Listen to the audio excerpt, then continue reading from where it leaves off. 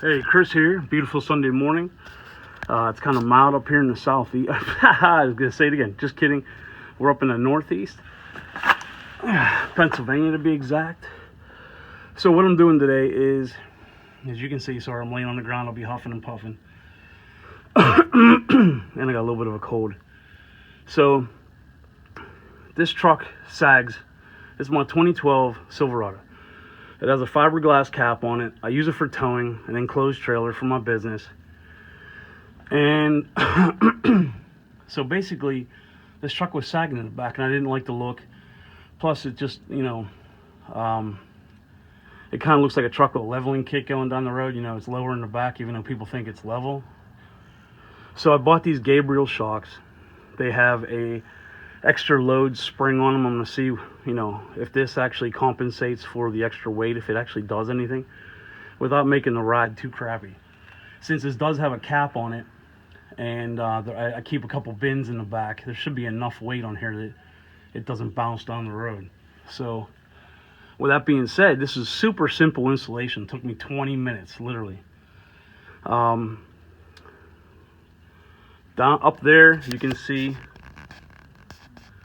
there's just a bolt, and there is a captive nut that is mounted to the bracket up there. So you don't have to, all you need up there is an impact extension 21mm socket. Down here, the bolt actually goes all the way through, the nut comes off. So I had a ratchet on one side.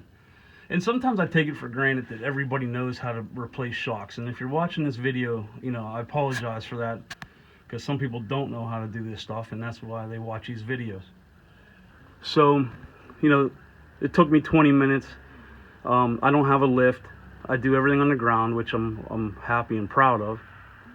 So I used a jack just to lift the weight of the truck up off the ground. The wheel didn't leave the ground, so I'm not concerned with safety at this point because the wheels are still on the ground. I just wanted to get the extension out of the shock.